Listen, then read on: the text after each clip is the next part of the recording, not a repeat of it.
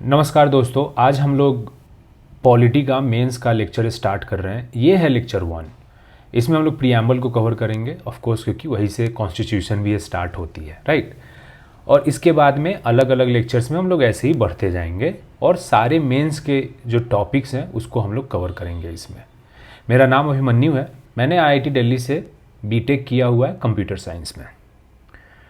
इस लेक्चर में प्रीएम्बल को तो पढ़ेंगे ही मेंस के पर्सपेक्टिव से, लेकिन उसके पहले थोड़ा ज़रूरी है हमें कि कॉन्स्टिट्यूशन का ओवरव्यू ले लें। थोड़ा एक बैकग्राउंड ले लेते हैं, बहुत ही ब्रीफ, सो दैट उसके बाद में जब हम लोग अलग अलग टॉपिक्स करेंगे तो थोड़ा ज़्यादा मज़ा आएगा, थोड़ा ज़्यादा अच्छे से समझ में आएगा।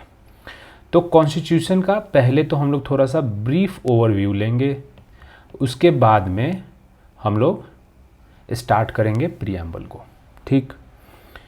तो कॉन्स्टिट्यूशन का अगर हम लोग ओवरव्यू की बात करें तो एक 1857 ऐसा ईयर है जो बहुत ही सिग्निफिकेंट है। अगर हम लोग हिस्ट्री पढ़ते हैं तो ऑफ कोर्स 1857 की रिवोल्ट बहुत ही इम्पॉर्टेंट है। कोई इसको बोलता है सिपॉय म्यूटिनी, राइट, सिपाही विद्रोह। कोई इसको बोलता है first war of Indian independence, जैसे BD सावरकर बोले कि ये first war of Indian independence था। तो अलग अलग स्कॉलर्स, अलग अलग ऑथर्स इसको अलग अलग तरीके से देखते हैं, लेकिन इसमें कोई डाउट नहीं है कि बहुत ही सिग्निफिकेंट इवेंट था 1857। ये रिवोल्ट होती है और इसी के बाद में, ये तो हिस्ट्री का इम्पॉर्टेंट पार्ट है ही, लेकिन पॉलिटी में भी ये बहुत ही इम्पॉर्टेंट रोल प्ले करता है। देखो बताते हैं कैसे। 1857 के पहले आपको पता है कि कंपनी रूल करती थी। कंपनी का रूल था, मतलब जो इंग्लिश ईस्ट इंडिया कंपनी थी वो एक कॉमर्शियल कंपनी थी, लेकिन उसके साथ साथ में उसकी एक पॉलिटिकल पावर भी थी और वो रूल कर रही थी जिस जिस एरियाज़ में अंग्रेज़ों ने अपना कब्जा किया था। और वो रूल कैसे करती थी, तो सेंटर और प्रोविंसेस, जैसे आज हमारा है एक सेंट्रल गवर्नमेंट है, एक स्टेट गवर्नमेंट है, उसी तरीके से सेंटर और प्रोविंसेस में इनके अलग अलग सेटअप थे और उस हिसाब से ब्रिटिश इंडिया को कंपनी वाले रूल करते थे। सेंटर पे क्या था, एक गवर्नर जनरल होता था हमारा, और गवर्नर जनरल अपना एक काउंसिल होता था उनका, उसके साथ रूल करता था इंडिया को। जैसे आज के टर्म्स में अगर बात करो तो जो प्राइम मिनिस्टर हैं या चीफ मिनिस्टर हैं, तो उनके साथ में एक काउंसिल ऑफ मिनिस्टर्स होती है, मंत्रियों का एक समूह। तो उसी तरीके से ये भी काउंसिल्स थी। तो गवर्नर जनरल अपने काउंसिल के साथ में सेंटर में रूल करते थे। प्रोविंसेज में वही काम था, जो गवर्नर होते थे वो अपने काउंसिल के साथ में रूल करते थे। इसमें इंडियंस का कोई इन्वॉल्वमेंट नहीं। बहुत सारी मतलब मिस गवर्नेंस के बहुत सारे आपको इंस्टेंसेस मिलते हैं। बहुत टैक्स लिया, सारा एकदम धंधा चौपट कर दिया, देश चौपट कर दिया कंपनी के इस रूल ने। और इसी वजह से आपको 1857 में रिवोल्ट होती है, कंपनी के मिस रूल के वजह से। कंपनी के मिस रूल के वजह से ये रिवोल्ट होती है। रिवोल्ट होती है टू ओवरथ्रो कंपनी रूल। अलग अलग रीजंस हैं कंपनी के रूल को ओवरथ्रो करने के लिए, वो हम मॉडर्न हिस्ट्री में पढ़ते हैं। लेकिन होता क्या है कि ये फेल हो जाती है रिवोल्ट। जब रिवोल्ट फेल होती है तो ठीक है, फेल हो गई, लेकिन इसके इम्पैक्ट पड़ते हैं। और इसका इम्पैक्ट, सबसे जो पहला इम्पैक्ट पड़ता है वो है कि 1858 में, जस्ट एक साल बाद 1858 में क्या होता है कि कंपनी के रूल को एबॉलिश किया जाता है। कंपनी के रूल को एबॉलिश किया जाता है और इसके जगह पे क्राउन रूल, जो इंग्लैंड में आज भी आपको पता है कि इंग्लैंड एक मोनार्की है। मोनार्की का मतलब हुआ कि जो हेड है उस देश का वो एक हेरेडिटरी रूलर है। हेरेडिटरी हमारे देश में प्रेसिडेंट हेरेडिटरी नहीं है, उनकी इलेक्शन होती है, बट ये मोनार्की हेरेडिटरी हैं, तो इसीलिए उसको क्राउन रूल भी बोलते हैं, क्योंकि वो मोनार्की है। और तो 1858 में कंपनी के रूल को हटाया जाता है और क्राउन का रूल, या फिर आप मान लो कि पार्लियामेंट, जो ब्रिटिश का पार्लियामेंट है, उसका डायरेक्ट रूल यहाँ पे आता है। ये होती है बात। उसके बाद में 1861 आती है। 1861 में इंडियन काउंसिल्स एक्ट आती है। देखो हम यहाँ पे थोड़ा सा बस एक ब्रीफ ओवरव्यू ले रहे हैं सो दैट एक स्टोरी हमारे दिमाग में क्लियर रहे। इसके एग्जैक्ट डिटेल्स के लिए मॉडर्न हिस्ट्री में हम लोग पढ़ेंगे, ठीक है। यहाँ पे बस एक थोड़ा सा स्टोरी फॉर्मेट में एक क्रोनोलॉजी समझने की कोशिश करते हैं। तो 1861 में इंडियन काउंसिल्स एक्ट आती है, जो काउंसिल्स में थोड़ा चेंज करती है, काउंसिल्स में चेंज करती है। जो हमने ऊपर अभी देखा कि कैसे गवर्नर जनरल अपने एक काउंसिल के साथ में रूल करते थे, तो वो चीज़ें, वो स्ट्रक्चर वैसे ही सिमिलर ही रही। बस 1858 में ये बोला कि कंपनी वाले अब नहीं रहेंगे, अब डायरेक्टली हमारा क्राउन का रूल रहेगा, लेकिन स्ट्रक्चर मोर और लेस सिमिलर ही रही। तो इंडियन काउंसिल्स एक्ट आती है, वो काउंसिल्स में थोड़ा सा चेंज करती है, लेकिन फिर भी इंडियंस को इसमें कोई इन्वॉल्वमेंट नहीं दिया जाता है। अभी भी ये पूरा अपना जो इंग्लिश हुकूमत है, अंग्रेज़ी हुकूमत है, उसी के लोग हैं। इंडियंस का इसमें कोई रिप्रेजेंटेशन अभी नहीं होता है। 1861 से आगे बढ़ते हैं, 1885 आती है। बहुत ही इम्पोर्टेंट ईयर फिर से हमारे देश के हिस्ट्री के लिए, क्योंकि इस साल इंडियन नेशनल कांग्रेस की स्थापना होती है ना। इंडियन नेशनल कांग्रेस की स्थापना होती है और इनका एक बहुत ही इम्पोर्टेंट जो गोल रहता है वो होता है कि हम कैसे भी करके एक कॉन्स्टिट्यूशनल अरेंजमेंट ऐसा लेके आए जिसमें इंडियंस का पार्टिसिपेशन हो, जिसमें इंडियंस का पार्टिसिपेशन हो। तो इसके लिए ये लोग क्या करते हैं, ये लोग करेंगे पिटीशंस भेजते हैं ब्रिटिश गवर्नमेंट को, ये लोग उनसे रिक्वेस्ट करते हैं, प्रेयर करते हैं कि आप इंडियंस को थोड़ा सा जो गवर्नमेंट है उसमें ज़्यादा स्पेस आप दो, अभी कोई स्पेस नहीं मिल रही है। इसके रिस्पॉन्स में 1892 में फिर से एक इंडियन काउंसिल्स एक्ट आती है और वो इंडियन काउंसिल से 1892 वाला वो सम इंक्लूजन ऑफ इंडियंस करती है, थोड़ा लेवल पे, मतलब कुछ इंडियंस को इंक्लूड करती है, सम इंक्लूजन ऑफ इंडियंस, ठीक। लेकिन आपको ध्यान रहे, अभी देखो बीच में ऐसा होता है कि पहले तो एग्जीक्यूटिव काउंसिल ही होती थी गवर्नर की, गवर्नर जनरल की। अभी क्या है कि एग्जीक्यूटिव काउंसिल भी है और लेजिस्लेटिव काउंसिल भी है। तो जब जैसे एग्जीक्यूटिव काउंसिल समझने का मतलब आप ये समझ लो कि ये एग्जीक्यूटिव है, आज के अगर आप टर्म्स में समझो तो ये एग्जीक्यूटिव हो गया, और लेजिस्लेटिव काउंसिल क्या हो जाएगा, लेजिस्लेचर। मतलब अगर लॉ बनाना है, कुछ करना है तो लेजिस्लेटिव काउंसिल करेगी, लेकिन अगर सरकार चलाना है तो एग्जीक्यूटिव काउंसिल चलेगी। अब इसमें इंक्लूजन जो हुआ है वो लेजिस्लेटिव काउंसिल में हुआ, एग्जीक्यूटिव काउंसिल अभी भी पूरा ब्रिटिश डोमिनेटेड ही था। तो इससे क्या होता है कि फिर से सेटिस्फैक्शन नहीं मिलती है हमारे लीडर्स को, क्योंकि सरकार में जब तक आप नहीं आओगे, आपने लॉ बना दिया लेकिन कैसे इम्प्लीमेंट हो रहा है। यार सरकार आप देखो, अगर एग्जीक्यूटिव के पास बहुत पावर्स होते हैं, जो सरकार होती है उसके पास बहुत पावर्स होते हैं, पार्लियामेंट में ठीक है आप हैं, बट अगर आप सरकार में नहीं हैं तो उतना आपके पास पावर्स नहीं है। तो इंडियन हमारे लीडर्स जो थे उनको सेटिस्फैक्शन नहीं होती है इसे, क्योंकि एग्जीक्यूटिव काउंसिल में आपने इंक्लूड नहीं किया है इंडियंस को। तो ये लोग फिर से अपना स्ट्रगल ऑन रखते हैं कि आप स्ट्रगल ऑन रहेगा कि आप रिप्रेजेंटेशन दो हमें, सरकार में हमें रिप्रेजेंटेशन दो। तो उसके इम्पैक्ट में फिर से आपको क्या मिलेगा, 1909 में एक फिर से एक इम्पॉर्टेंट रिफॉर्म आती है, मॉर्ली मिंटो रिफॉर्म्स। अब पता नहीं किसने इसको स्टार्ट किया, शायद अंग्रेज़ों ने ही स्टार्ट किया होगा कि ये रिफॉर्म्स है, लेकिन रिफॉर्म्स तो घंटा ना है, क्योंकि इससे तो बहुत सारी बकचोदियाँ हो गई, सॉरी क्या है कि मॉरली मिंटो रिफॉर्म्स जब आती है तो बहुत सारे ऐसे ऐसे चीज़ें ये लेके आए जिसके वजह से देश को बहुत भुगतना पड़ा।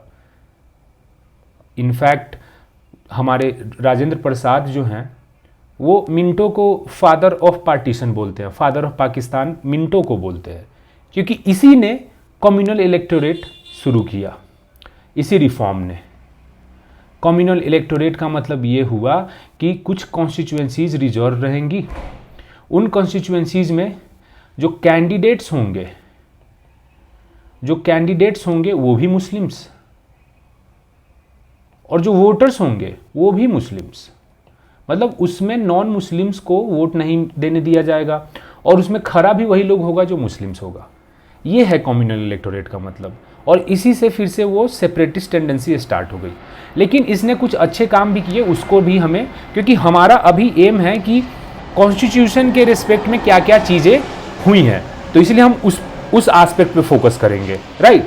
तो मॉरली मिंटो रिफॉर्म्स जब आता है तो इसमें क्या होता है कि रिप्रेजेंटेशन बढ़ता है। फिर वही चीज़ है जो 1892 में इन्होंने रिप्रेजेंटेशन थोड़ा दिया, तो उस रिप्रेजेंटेशन को और ज़्यादा ये इंक्रीज कर दिए। इसमें लेजिस्लेटिव काउंसिल में जो रिप्रेजेंटेशन ये 1892 में दिए उसको और इंक्रीज किया।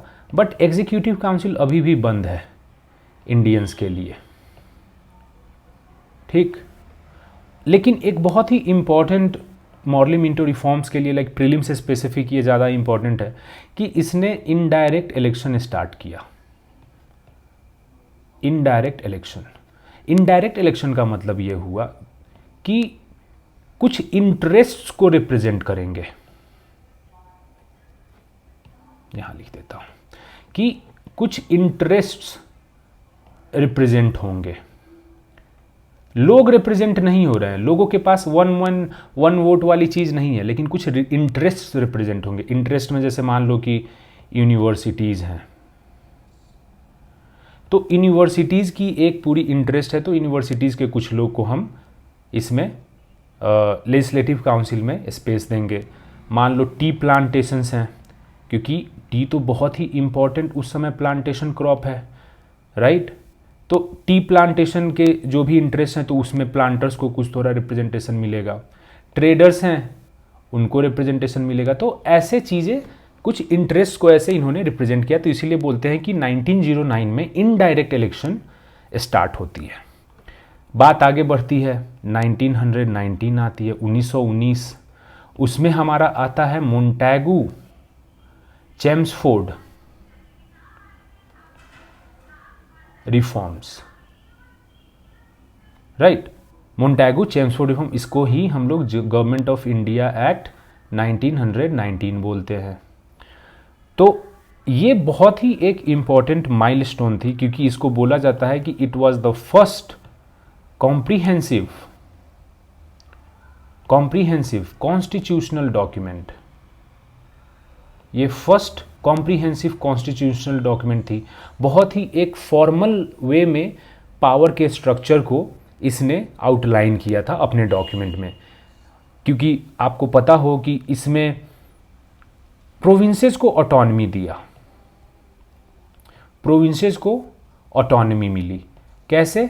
सब्जेक्ट्स को इसने क्या किया, जो भी हमारे सब्जेक्ट्स हैं, जैसे आज हम 7th शेड्यूल है, उसमें 3 लिस्ट है हमारा, हम लोग पढ़ते हैं, यूनियन लिस्ट, स्टेट लिस्ट और कनकरेंट लिस्ट। ये हम लोग बात पढ़ते हैं 7th शेड्यूल में, हमारे कॉन्स्टिट्यूशन में ये दिया हुआ है। उसी तरीके से गवर्नमेंट ऑफ इंडिया एक्ट 1919 में सब्जेक्ट्स को 2 पार्ट में डिवाइड किया। एक है हमारा सेंट्रल सब्जेक्ट्स और एक है प्रोविंशियल सब्जेक्ट्स। तो सेंट्रल सब्जेक्ट्स वो सारे सब्जेक्ट्स होंगे जिसमें कि पूरे देश में एक यूनिफॉर्मिटी की ज़रूरत है, उसी को सेंट्रल सब्जेक्ट्स में रखेंगे, क्योंकि इन सब्जेक्ट्स में एक पूरे देश में यूनिफॉर्म लॉ, यूनिफॉर्म रूल की ज़रूरत है। ये ऐसे सब्जेक्ट्स होंगे जो कॉमन इंटरेस्ट को रिप्रेजेंट करेंगे, ठीक। 1919 में 2 पार्ट में डिवाइड किया गया। एक है सेंट्रल सब्जेक्ट्स और एक है प्रोविंशियल सब्जेक्ट्स। तो सेंट्रल सब्जेक्ट्स वो सारे सब्जेक्ट्स होंगे जिसमें कि पूरे देश में एक यूनिफॉर्मिटी की ज़रूरत है, उसी को सेंट्रल सब्जेक्ट्स में रखेंगे, क्योंकि इन सब्जेक्ट्स में एक पूरे देश में यूनिफॉर्म लॉ, यूनिफॉर्म रूल की ज़रूरत है। ये ऐसे सब्जेक्ट्स होंगे जो कॉमन इंटरेस्ट को रिप्रेजेंट करेंगे, प्रोविंसेस के लेवल पे के मतलब प्रोविंशियल सब्जेक्ट्स में कौन कौन से ऐसे चीज़ें होंगी जो लोकल इंपॉर्टेंस की चीज़ें हैं, जहाँ पे अलग अलग प्रोविंसेस में अलग अलग तरीके के स्ट्रक्चर्स हम बना सकते हैं, अलग अलग रूल्स बना सकते हैं। ठीक है, इसमें वेरिएशन पॉसिबल है, वेरिएशन इसमें पॉसिबल है। तो अब आप बताओ कि अगर मैं आपसे पूछूं कि डिफेंस सेंट्रल सब्जेक्ट होगा कि प्रोविंशियल सब्जेक्ट होगा, बताओ। डिफेंस सेंट्रल सब्जेक्ट होगा। क्यों? क्योंकि यार डिफेंस ऐसी चीज़ है जो कि पूरे देश को ज़रूरत है ना डिफेंस की, बॉर्डर्स उसके हैं, उसके अंदर में लॉ एंड ऑर्डर है, उसके लिए डिफेंस की जो ज़रूरत है तो वो तो पूरे देश में एक यूनिफॉर्म चीज़ होनी चाहिए, तो इसीलिए ये सेंट्रल सब्जेक्ट होगा। फॉरेन अफेयर्स आप बताओ कहाँ होना चाहिए, सेंट्रल या provincial? Again foreign affairs central subject होगा, क्योंकि फॉरेन अफेयर्स ऐसा थोड़ी है कि एक प्रोविंस किसी देश से कुछ और रिश्ते तय करेगा, दूसरा प्रोविंस किसी और से कोई और रिश्ता, ऐसा नहीं हो सकता है, राइट। फॉरेन अफेयर्स में तो पूरे देश का एक कॉमन इंटरेस्ट होता है। उसी तरीके से क्वाइनेज मतलब जो पैसा है वो प्रोविंसेस के लेवल पे हम नहीं रख सकते, नहीं तो कोई अपना स्टेट अलग अपना क्वाइंस निकाल देगा, कोई स्टेट अपना अलग क्वाइंस निकालेगा, तो क्वाइनेज भी इधर से ही आएंगी। तो ये इस तरीके की चीज़ें सेंट्रल सब्जेक्ट्स होती थी। प्रोविंशियल किस टाइप की होंगी, जैसे मान लो कि local self government, right. Local self government में थोड़ा सा वेरिएशन, उसमें कोई दिक्कत नहीं है, थोड़ा वेरिएशन रख सकते हैं, राइट। जैसे मान लो कि कहीं पे 2 टियर स्ट्रक्चर, कहीं पे 3 टियर स्ट्रक्चर, या फिर कहीं पे कुछ यूनिक नीड्स हो सकते हैं। कहीं पे मान लो कि वहाँ पे पानी ही नहीं है, तो वहाँ पे यार अलग थोड़ा सा सिस्टम होना चाहिए। कहीं पे एजुकेशन की ज़्यादा ये है, राइट।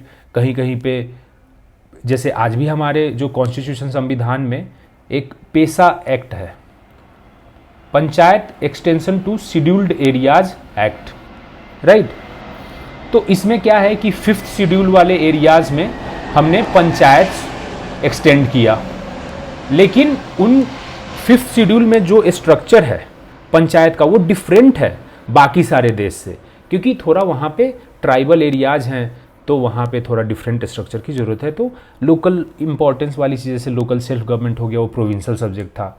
हेल्थ है, एजुकेशन है, तो इस तरीके की चीज़ें प्रोविंशियल सब्जेक्ट्स हो गई, ठीक।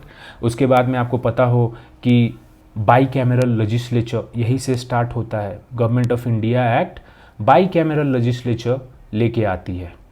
इसका मतलब ये हुआ कि उसके पहले सेंटर पे एक ही हाउस थी। आज जैसे हमारा लोकसभा एंड राज्यसभा है ना, वो स्टार्ट होती है 1919 में, उसके पहले एक ही हाउस होती थी।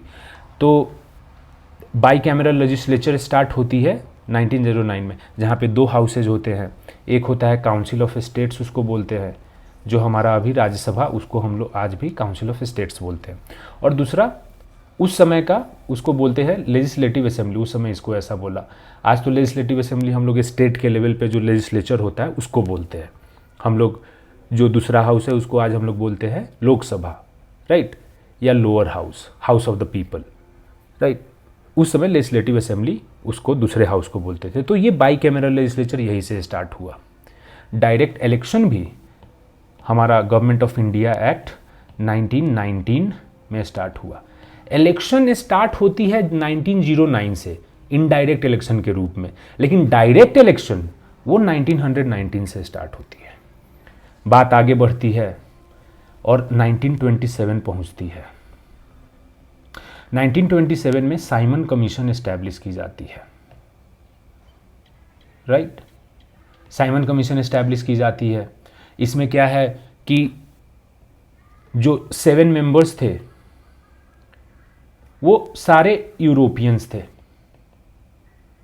तो सारे जब यूरोपियंस थे तो हंगामा होना था, क्योंकि इस बॉडी का एम ये था कि आप स्टडी करो कि कैसे काम किया है गवर्नमेंट ऑफ इंडिया एक्ट 1919, इसकी वर्किंग को आप स्टडी करो एंड उसके बाद में आप हमें एक रिपोर्ट दो, ताकि हम आगे की चीज़ें को कैसे हमें और कॉन्स्टिट्यूशनल डेवलपमेंट लेके आना है वो हम तय कर पाएंगे। तो आप एक बात बताओ, इंडिया में आपने एक एक्ट लेके आया government of India act 1919, right, और उसकी आपको वर्किंग की स्टडी करनी है। तो तो यार जिस देश में आपका ये कानून लाए हो तो उसकी वर्किंग के स्टडी करने के लिए थोड़े इंडियंस भी तो उसमें डालोगे उस कमेटी में, थोड़े इंडियन से पूछोगे भी तो कि हाँ कैसे वर्क किया है। इसीलिए बहुत ज़्यादा गुस्सा था इस कमीशन के अगेंस्ट में, लेकिन वो हिस्ट्री की बात है और वो कहीं कहीं और पढ़ेंगे हम लोग। तो इसने रिपोर्ट दिया, रिपोर्ट भी कहीं और पढ़ेंगे कि क्या रिपोर्ट में दिया इसने। तो रिपोर्ट जब इसने दिया तो इसका डिस्कशन के लिए, इसके डिस्कशन के लिए राउंड टेबल कॉन्फ्रेंसेज होते हैं, 3 राउंड टेबल कॉन्फ्रेंसेज होते हैं, है ना। 3 राउंड टेबल इसमें कॉन्फ्रेंस होते हैं। ये 1930 के लास्ट में होता है, ये 1931 के लास्ट में होता है, ये 1932 के लास्ट में होता है। ये राउंड टेबल कॉन्फ्रेंसेज इसके रिपोर्ट को डिस्कस किया इसमें। उसके बाद में क्या हुआ कि इसके बेसिस पे वाइट पेपर जारी करती है पार्लियामेंट, ब्रिटिश पार्लियामेंट एक वाइट पेपर जारी करती है। उसमें 2 इम्पॉर्टेंट चीज़ें ये बोलती है। एक तो ये बोलती है कि हम फेडरेशन देना चाहते हैं इंडिया में, हम इंडिया में फेडरेशन लाना चाहते हैं जिसमें प्रोविंसेस को ऑटोनॉमी हो, प्रोविंसेस को ऑटोनॉमी हो। और दूसरा कि हम रिस्पॉन्सिबल गवर्नमेंट सेट करना चाहते हैं। इस वाइट पेपर में ये बोला गया। रिस्पॉन्सिबल गवर्नमेंट का मतलब एक accountable government, right. Accountable government का मतलब ये हुआ कि उसकी जवाबदेही हो, उसके पास अनलिमिटेड पावर्स नहीं है कि वो कुछ भी कर ले। अगर वो कुछ कर रहा है तो उसकी जवाबदेही भी बनेगी अगर वो चीज़ गलत हो रही है तो ये बोला कि रिस्पॉन्सिबल गवर्नमेंट हम क्रिएट करना चाहते हैं सेंटर पे और प्रोविंसेस पे। और इस वाइट पेपर को एक बेस बना के गवर्नमेंट ऑफ इंडिया एक्ट 1935 आती है। ठीक, तो आप समझ रहे हो कैसे गवर्नमेंट ऑफ इंडिया एक्ट की एक पूरी ओरिजिन है कि साइमन कमीशन की रिपोर्ट आती है, फिर उसके बाद में उसकी डिस्कशन होती है राउंड टेबल कॉन्फ्रेंसेज में। उस राउंड टेबल कॉन्फ्रेंस के बेसिस पे वाइट पेपर आती है, उस वाइट पेपर के बेसिस पे हमारी गवर्नमेंट ऑफ इंडिया एक्ट 1935 आती है। तो गवर्नमेंट ऑफ इंडिया एक्ट से बहुत सारे जो लीडर्स थे हमें उनको सेटिस्फाइड नहीं थे वो, क्योंकि उसमें अभी भी वो डोमिनियन स्टेटस भी नहीं दिए। फेडरेशन की बात कर रहे हैं, फेडरेशन भी नहीं आया क्योंकि प्रिंसली स्टेट्स ने मना कर दिया। कुछ उसके कंडीशंस थे फेडरेशन में आने के लिए जो कि फुलफिल नहीं हो पाई, क्योंकि जो डिमांड्स अभी हैं हमारी कि कॉन्स्टिट्यूएंट असेंबली हमें दो जिससे कि हम कॉन्स्टिट्यूशन अपना डिसाइड कर सके। ये डिमांड अगर आप पैरेलली देखोगे तो 1934 में पहली बार एम.एन. रॉय जो कम्युनिस्ट लीडर थे उन्होंने बोला कि एक कॉन्स्टिट्यूएंट असेंबली होनी चाहिए, एक कॉन्स्टिट्यूएंट असेंबली होनी चाहिए जो कि इंडिया का कॉन्स्टिट्यूशन लिखेगा।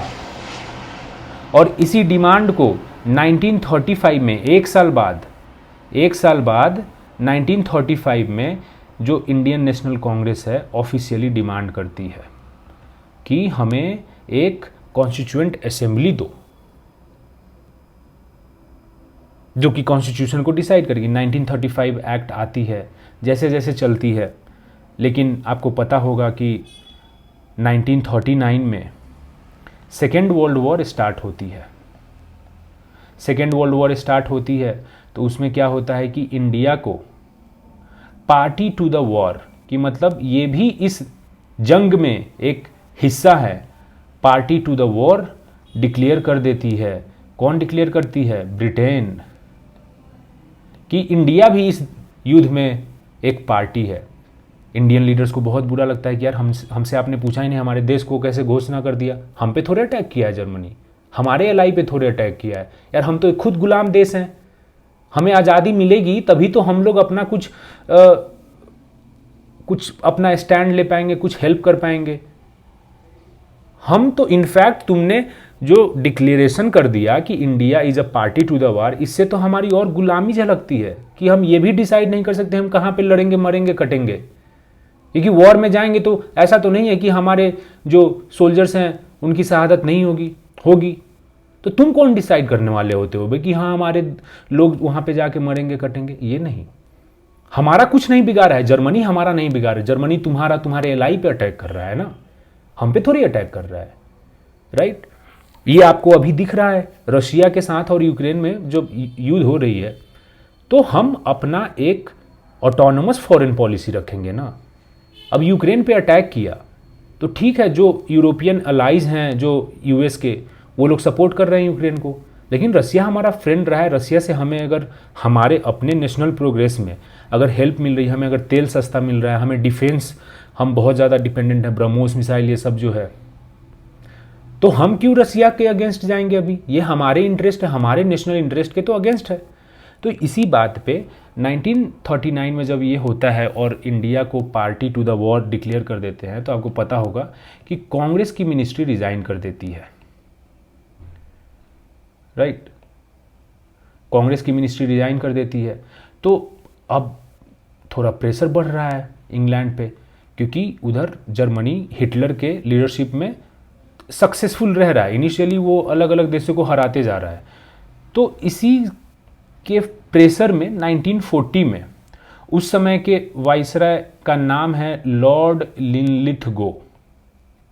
ये बोलते हैं, एक ऑफर, एक स्टेटमेंट लेके आते हैं, अगस्त ऑफर जिसका नाम होता है, क्योंकि अगस्त 1940 में वो ऑफर लेके आते हैं। अगस्त ऑफर में पहली बार, फर्स्ट टाइम ये एक्सेप्ट करते हैं कि हाँ, एक हम कॉन्स्टिट्यूएंट असेंबली बनाएंगे जहाँ पे मेनली इंडियंस, ये आप ध्यान रखना, मेनली इंडियंस डिसाइड करेंगे इंडिया के कॉन्स्टिट्यूशन को। तो पहली बार ये चीज़ एक्सेप्ट किया, लेकिन फिर से लीडर्स को अब सेटिस्फैक्शन नहीं है। ये अगस्त ऑफर बोलता है कि हम वॉर के बाद में डोमिनियन स्टेटस देंगे। ये लोग बोलते हैं नहीं नहीं, अभी हमें तुम कुछ दो, वॉर के बाद में तुम क्या करोगे क्या नहीं करोगे हमें क्या पता, राइट। तो इसीलिए ये भी फेल होती है, ऐसे ही चीज़ें चलती रहती है। फिर आते हैं 1942। 1942 में क्रिप्स मिशन आता है, आपको पता है क्रिप्स मिशन आता है। क्रिप्स मिशन फिर से वही डोमिनियन स्टेटस की बात करती है, कॉन्स्टिट्यूएंट असेंबली की बात करती है, लेकिन ये मेनली इंडियंस नहीं बोलती, ये बोलती है ओनली इंडियंस। आप समझो, मेनली इंडियंस का मतलब ये हो गया कि भाई 100 लोग अगर है ना हमारे कॉन्स्टिट्यूएंट असेंबली में, तो उसमें 80 लोग इंडियंस होंगे, लेकिन 20 लोग कोई और भी हो सकते हैं। ओनली इंडियंस का मतलब 100 में 100 हमारे इंडियंस होंगे। क्रिप्स मिशन ने ये चीज़ बोली, लेकिन फिर भी अभी ये भी बात वही कर रहा है, क्रिप्स भी वही बात कर रहा है कि वॉर के बाद में डोमिनियन स्टेटस देंगे ये सब। अब ये इंडियन लीडर्स को डोमिनियन स्टेटस तो यार पहले अभी दो तुम, वॉर के बाद क्या होता है, राइट। तो ये चीज़ें चल रही है। अब थोड़ा सा ना कॉन्टेक्स्ट आप समझो, कॉन्टेक्स्ट समझोगे तो बहुत आसान होगा। 1939 से 1945 तक आपकी चली सेकेंड वर्ल्ड वॉर, है ना। इस समय विंस्टन चर्चिल प्रधानमंत्री होते हैं इंग्लैंड के, यूके बोल दो इंग्लैंड बोल दो, वैसे थोड़ा डिफरेंस है बट इधर पॉलिटी में चलेगा। विंस्टन चर्चिल उस समय प्रधानमंत्री होते हैं। वॉर ख़त्म होती है तो इलेक्शंस होते हैं। इलेक्शंस में कौन पार्टी जीतती है? इलेक्शंस में आती है labour party. Labour party war के बाद में जो इलेक्शंस हो रही है उसमें लेबर पार्टी जीतती है इलेक्शन। विंस्टन चर्चिल हमारे कंजर्वेटिव पार्टी से थे। तो सोचो कि ये जो लीडर हैं चर्चिल, ये इतने फेमस लीडर हैं आज भी, मतलब इंग्लैंड के हिस्ट्री के ग्लोरियस अकाउंट्स में विंस्टन चर्चिल का नाम होता है, और उनकी पार्टी इलेक्शंस के बाद में हार जाती है और लेबर पार्टी आती है। आपको अगर नहीं पता हो तो बता दूं कि यूके में 2 पार्टीज़ मेजरली हैं, एक है लेबर और एक है कंजर्वेटिव। यही लोग मतलब एक करके दूसरा, फिर दूसरे के बाद फिर से पहला ऐसे पार्टी बनाती है, मतलब रूल करती है। अभी जो आपके ऋषि सुनक हैं वो कंजर्वेटिव पार्टी से आते हैं, जो प्रधानमंत्री अभी हैं वो ये वही पार्टी से हैं जो विंस्टन चर्चिल की जो पार्टी थी, ठीक। तो 1945 के बाद जो इलेक्शन होती है उसमें लेबर पार्टी जीतती है, और लेबर पार्टी का था कि वो थोड़ा सिंपैथेटिक थे, कि सिंपैथी थी उनकी इंडियंस के साथ में कि यार इनको इंडिपेंडेंस मिलनी चाहिए, थोड़ा सा ऐसा कि मतलब हम लोगों ने बहुत ज़्यादती कर दिया। तो इस टाइप की उनके कुछ अपने व्यूज़ थे, और इसीलिए उस समय सेक्रेटरी ऑफ स्टेट इंडिया के उनका नाम था लॉर्ड पेथिक लॉरेंस। लॉर्ड, अब सब लॉर्ड और लगा लेते हैं यार, मतलब गजब का मतलब ईगो है भाई, लॉर्ड और लगा के बैठे रहते हैं उधर वाले। लॉर्ड पेथिक लॉरेंस, ये उस समय के सेक्रेटरी ऑफ स्टेट हैं। ये एक बहुत ही इम्पॉर्टेंट बात बोलते हैं 19 फरवरी 1946 को। ये बोलते हैं कि हम एक कैबिनेट मिशन बना रहे हैं,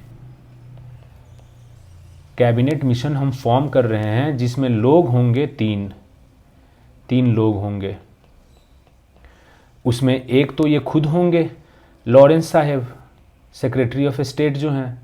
दूसरे होंगे स्टैफर्ड क्रिप्स, जो क्रिप्स मिशन आई थी 1942 में, उसको हेड करने वाले स्टैफर्ड क्रिप्स ही हैं। और तीसरे होंगे एवी अलेक्जेंडर। तो ये 3 लोगों का एक कमीशन होगा, ये आएगी इंडिया में, और इंडिया के जो कॉन्स्टिट्यूशनल इश्यू हैं उसको रिजॉल्व करेंगी। ठीक बात। तो ठीक है, मतलब क्या ही दिक्कत है इसमें। तो ये लोग क्या करते हैं, आते हैं इंडिया में। इंडिया में कब आते हैं, इंडिया में ये लोग आते हैं मार्च 1946 में। 1946 में आते हैं और इंडियन पॉलिटिकल पार्टीज से ये अपना डिस्कशन स्टार्ट करते हैं। उस समय आपको पता है कि कांग्रेस और मुस्लिम लीग दो बहुत ही डोमिनेंट पार्टी थी। मुस्लिम लीग की जो एक डोमिनेंस है वो बहुत बढ़ गई थी। इनफैक्ट अगर आप कॉन्स्टिट्यूशनल इश्यू की बात करो तो उस समय का कॉन्स्टिट्यूशनल इश्यू क्या है, उस समय का कॉन्स्टिट्यूशनल इश्यू है एक ट्रायंगुलर, आप मान लो कॉन्स्टिट्यूशनल इश्यू है। एक तरफ है आपका इंग्लिश, एक तरफ है कांग्रेस और एक तरफ है मुस्लिम लीग। मुस्लिम लीग कह रही है कि हमको चाहिए पार्टीशन, हम क्या चाहते, पार्टीशन। कांग्रेस कह रही है कोनो कीमत पे ना देंगे तुमको पार्टीशन, भारत अखंड रहेगा, एक रहेगा, तो यूनाइटेड इंडिया। ठीक। और ये इसमें खेल रहे हैं भेड़ चाल वाला चीज़। डिवाइड रूल अभी भी इनके जहन में है, इनको खुद नहीं पता क्या करना है क्या नहीं करना है। अपने सेल्फ इंटरेस्ट में ये लॉर्ड ओवर कर रहे हैं इन दोनों चीज़ों के बीच। अब देखो, पार्टीशन और यूनाइटेड इंडिया बहुत ही कॉन्ट्राडिक्टरी डिमांड है। अगर एक को आप सेटिस्फाई करोगे तो दूसरा नहीं सेटिस्फाई होगा, है ना।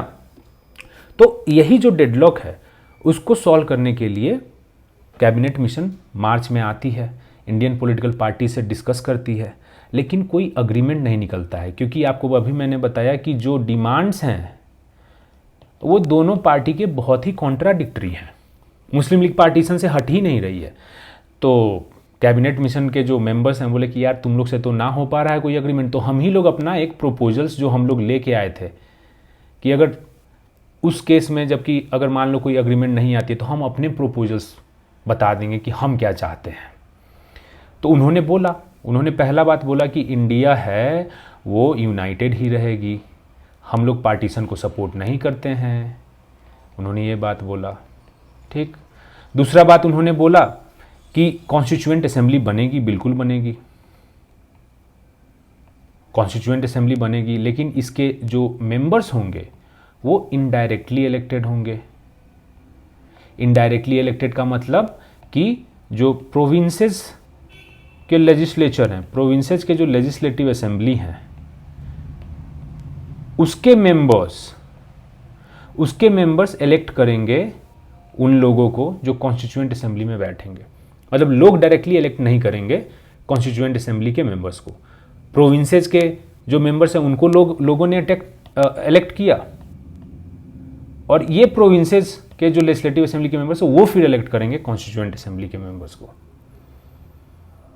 और जो थोड़ा सा डिटेल्स देख लेते हैं, लेकिन देखो कैबिनेट मिशन में क्या था कि कॉन्स्टिट्यूएंट असेंबली जो है उसमें 389 सीट्स होंगी, 296 उन्होंने दिया ब्रिटिश इंडिया के लिए, क्योंकि पूरा भारत ब्रिटिश के अंडर में नहीं था, कुछ पार्ट हमारा प्रिंसली स्टेट्स भी था जो कि अलग थे ब्रिटिश इंडिया, जो इंग्लिश रूल थी उससे अलग थे।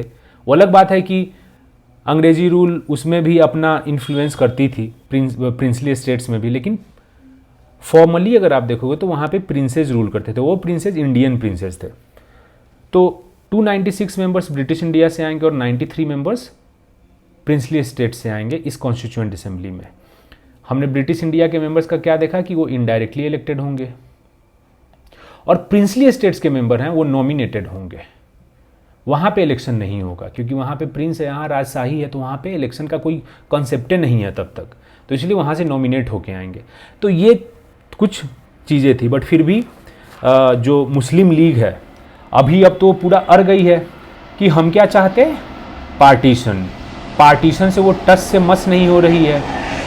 और जब उसने देखा कि कैबिनेट मिशन बोल रही है कि अरे ये तो हम बिल्कुल नहीं होने देंगे, हम तो चाहते हैं कि इंडिया एक यूनाइटेड ही रहे, और ये प्रोपोजल्स मई में देती है, ये मई 1946 में कैबिनेट मिशन अपने प्रोपोजल्स देती है। मुस्लिम लीग बोलती है नहीं हम नहीं मानते इसको, क्योंकि हमको पार्टीशन चाहिए, हमको पाकिस्तान चाहिए, हमको अपना पाकिस्तान चाहिए। और इसी को इफ़ेक्ट में लाने के लिए उन लोगों ने, मुस्लिम लीग ने 16 अगस्त 1946 को डायरेक्ट एक्शन डे का अनाउंसमेंट करते हैं कि उस दिन हमारा डायरेक्ट एक्शन डे होगा, जहां पे हम लोग डायरेक्ट एक्शन लेंगे पाकिस्तान को पाने के लिए। डायरेक्ट एक्शन का मतलब वायलेंस करेंगे, राइट करेंगे, हिंदू मुस्लिम दंगा करेंगे।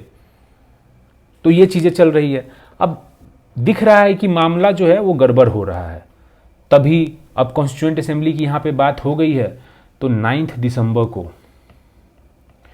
1946 में फर्स्ट मीटिंग होती है कॉन्स्टिट्यूएंट असेंबली की, क्योंकि कॉन्स्टिट्यूएंट असेंबली को उसके बीच में इलेक्ट कर लिया जाता है कि उसमें जो मेंबर्स आएंगे वो कौन से होंगे, तो इलेक्ट कर लिया जाता है। फर्स्ट कॉन्स्टिट्यूएंट असेंबली मीट यहाँ पे 9 दिसंबर को होती है, और इसके 4 दिन बाद 13 दिसंबर को पंडित नेहरू बहुत ही एक इम्पॉर्टेंट रिजोल्यूशन को इंट्रोड्यूस करते हैं असेंबली में, जिसका नाम है ऑब्जेक्टिव्स रिजोल्यूशन। यही ऑब्जेक्टिव रिजोल्यूशन इंस्पिरेशन बनती है हमारे प्रीएम्बल का। तो आपको ये चीज़ याद रखना है कि 9 दिसंबर को पहला मीटिंग होती है, और 13 दिसंबर 4 दिन बाद 4 days later Pandit Nehru objectives resolution लेके आते हैं, और वही प्रीएम्बल का इंस्पिरेशन बनता है। क्योंकि ऑब्जेक्टिव्स रिजोल्यूशन में जो चीज़ें लिखी हुई थी वही चीज़ें मोटा मोटी प्रीएम्बल का पार्ट बनती है। आपको अगर मैं बताऊं कि ऑब्जेक्टिव्स रिजोल्यूशन में क्या लिखी हुई हैं तो आपको खुद पता चल जाएगा। उसमें बोलती है कि इंडिया जो है वो इंडिपेंडेंट होगा, सोवरेन रहेगा, रिपब्लिक रहेगा। तो यही सारी चीज़ें तो है ना हमारे प्रीएम्बल में कि India shall B sovereign, socialist, secular, democratic Republic. वहाँ पे बोलते हैं कि ऑब्जेक्टिव रिजोल्यूशन में कि लोगों को जस्टिस मिलेगी। जस्टिस कौन सी? सोशल, इकोनॉमिक, पॉलिटिकल, एसीपी। उसके बाद में इक्वालिटी रहेगी। Equality of what? Status and opportunity. वही चीज़ें तो प्रीएम्बल में लिखी हुई है, मोटा मोटी वही चीज़ें लिखी हुई है सारी। फ्रीडम की बात होती है, फेथ, बिलीफ, ये सब की। तो ऑब्जेक्टिव रिजोल्यूशन 13 दिसंबर को आती है। अब कॉन्स्टिट्यूएंट असेंबली शुरू हो रही है, और लेकिन अब आप ये देखोगे कि मुस्लिम लीग अभी भी टस से मस नहीं हो रही है, चीज़ें बिगड़ रही है, हालात बिगड़ रहे हैं। तो 20 फरवरी को आपको पता है कि दिसंबर में हमारा कॉन्स्टिट्यूएंट असेंबली मीट करती है, लेकिन अभी भी मुस्लिम लीग अपने डिमांड्स पे डटी हुई है। तो 20 फरवरी को 1947 में जो इंग्लैंड के प्रधानमंत्री हैं क्लीमेंट एटली, ये एक स्टेटमेंट देते हैं, और उस स्टेटमेंट में बोलते हैं कि जून 1948 तक हम पावर को ट्रांसफ़र कर देंगे इंडियंस को, हमें ना रहना अब यहाँ का राजा, हम इंडियंस को दे देंगे पावर।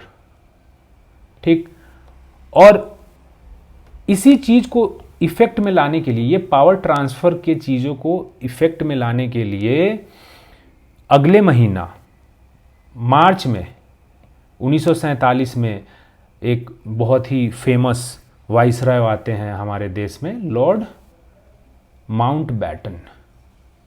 इनको भेजा जाता है एज अ वाइस रॉय कि आप पावर ट्रांसफ़र के अरेंजमेंट को सब चीज़ सही करके दो। इसके पहले वाइस रॉय थे लॉर्ड वेवेल, उनका टाटा बाय बाय ख़त्म हो जाता है और लॉर्ड माउंटबेटन आते हैं वाइस रॉय वन के। और ये थोड़ा सा बात करते हैं फिर से वही चीज़, अलग अलग पार्टी से, कांग्रेस से, मुस्लिम लीग से समझाने की कोशिश करते हैं बुढ़वा जिन्ना को। जिन्ना समझता नहीं है, नहीं नहीं नहीं उनको तो चाहिए ही, पाकिस्तान चाहिए भैया। कैंसर वैंसर कुछ हुआ पड़ा था उनको, लेकिन पाकिस्तान तो चाहिए ही चाहिए। तो लॉर्ड माउंटबेटन को लगता है कि यार ये बंदा नहीं मानेगा। ठीक है, वो जो चीज़ है ना कि एवरीथिंग इज़ पॉसिबल, कि सुराख हो सकता है कुछ, तबीयत तो पत्थर तो तबीयत से उछालो यारो, है ना। तो वो जिन्ना के केस में बिल्कुल गलत है, क्योंकि उसके जो डिटर्मिनेशन है उसमें सुराख करना is very much impossible, was very much impossible. तो लॉर्ड माउंटबेटन बोलते हैं कि partition is the only solution, partition is the only solution. और कांग्रेस भी हार मान लेती है कि नहीं, हम भी नहीं जिन्ना को मना पाएंगे। तो partition is the only solution, ये होती है बात। टेरिटोरियल डिवीज़न की फिर बात होती है और इंडिया और पाकिस्तान बनती है, दो देश, राइट।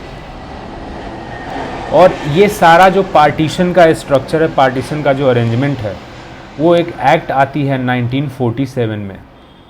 उस एक्ट का नाम है इंडियन इंडिपेंडेंस एक्ट।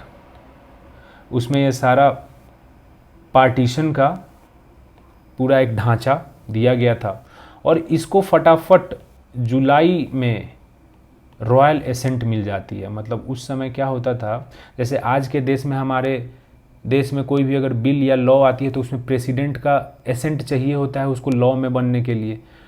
अब यहाँ का जो प्रेसिडेंट है वहाँ का वो मोनार्क है, किंग या क्वीन, राइट। इंग्लैंड में क्योंकि वो मोनार्की है, तो रॉयल एसेंट दे दिया, तो उसके बाद ये एक्ट बन गया। तो जुलाई में रॉयल एसेंट मिल जाती है, अगस्त में हमारा देश आज़ाद होता है, पार्टीशन होती है। और उसके आगे कॉन्स्टिट्यूएंट असेंबली लेकिन फिर से अपना काम स्टार्ट करती है। और वो कॉन्स्टिट्यूएंट असेंबली अपने काम को अच्छे से करने के लिए, देखो कभी भी जैसे मिनिस्टर्स आज हैं, तो इतना सारा काम है गवर्नमेंट का, तो उसको करने के लिए अलग अलग मिनिस्टर्स को अलग अलग रोल दिया गया है, अलग अलग सब्जेक्ट्स पे वो अपना पूरा काम करते हैं। तो कॉन्स्टिट्यूएंट असेंबली में भी बहुत सारी चीज़ों पे डिस्कशन करनी है, अलग अलग टॉपिक्स हैं, फंडामेंटल राइट है, सिटीजनशिप है, पार्लियामेंट, गवर्नमेंट का स्ट्रक्चर क्या होना चाहिए। तो अलग अलग उस समय जो यूनियन के कितने कैसे पावर्स होने चाहिए, ये सब चीज़ें, तो अलग अलग कमेटी बैठाई गई ताकि अलग अलग चीज़ों पे वो कमिटीज़ अपना काम करे। और उसमें एक जो सबसे इम्पॉर्टेंट कमेटी थी वो थी ड्राफ्टिंग कमेटी। उसका काम क्या था कि कॉन्स्टिट्यूशन को ड्राफ्ट करना है, जो हमारा कॉन्स्टिट्यूशन बनेगा वो क्या होगा, उसको ड्राफ्ट करने वाली कमेटी जो थी वो ड्राफ्टिंग कमेटी थी। और इसके चेयरमैन हमारे फेमस कॉन्स्टिट्यूशन के फादर B.R. अम्बेडकर साहब, है ना। तो इस तरीके से काम हुई और ये काम चलती रही और फाइनली 26 नवंबर को 1949 में हमने कॉन्स्टिट्यूशन को इनैक्ट किया। ध्यान देना आप, इनैक्ट किया, एडॉप्ट किया इसको। लेकिन इस दिन में शुरुआत नहीं हो गया कॉन्स्टिट्यूशन का। जो commencement of the constitution term है, जिस दिन हम लोग अपना गणतंत्र दिवस मनाते हैं, वो है 26 जनवरी 1950। वो है हमारा 26 जैन 1950। तो एडॉप्ट एंड इनैक्ट तो हमने 26 नवंबर 1949 को ही कर लिया, लेकिन 2 महीना बाद 1950 में 26 जनवरी को हम बोलते हैं कि हमारा संविधान कमेंस किया, मतलब स्टार्ट हुआ। ठीक, तो ये कुछ हमारा बैकग्राउंड था और ये हमको ऐसा थोड़ा समझे कि ये चीज़ें ज़रूरी है जानी। अब थोड़ा कॉन्स्टिट्यूशन का क्या करते हैं कि छोटे छोटे थोड़ा डिटेल्स दे देते हैं। तो अगर हम कॉन्स्टिट्यूशन की बात करें, है ना, तो जिस समय हमारा कॉन्स्टिट्यूशन आया उस समय इसके कितने आर्टिकल्स थे? 395। और इसमें शेड्यूल्स कितने थे? 8 शेड्यूल्स। और इसके पार्ट्स कितने थे? 22 पार्ट्स। ठीक। अभी के टाइम में हमारे आर्टिकल्स कितने हैं? अराउंड 448। हमारे शेड्यूल्स कितने हैं? हमारे शेड्यूल्स कितने हैं? 12 शेड्यूल्स। हमारे पार्ट्स कितने हैं? 25। इसका मतलब ये हुआ कि हमने आर्टिकल्स ऐड किए, शेड्यूल्स ऐड किए, पार्ट्स ऐड किए। तो ये तरीका क्या है ऐड करने का? कॉन्स्टिट्यूशन में एडिशन ये सब करने का तरीका क्या है? अमेंडमेंट। हम कॉन्स्टिट्यूशन को अमेंड करते हैं, मतलब हम उसमें बदलाव करते हैं, और उसका एक प्रोसेस है, वो हम देखेंगे आगे जब हमारा टॉपिक आएगा अमेंडमेंट वाला। तो अमेंडमेंट अभी तक हमने 104 कर चुके हैं, और उन अमेंडमेंट्स के थ्रू ये आर्टिकल्स में चेंज या शेड्यूल्स में चेंज या पार्ट्स में हमने चेंज किया है। अब थोड़ा सा ये समझ लेते हैं कि पार्ट्स क्या होता है, शेड्यूल क्या होता है, आर्टिकल क्या होता है। ठीक। तो एक मैं आपको एनालॉजी से समझाता हूँ।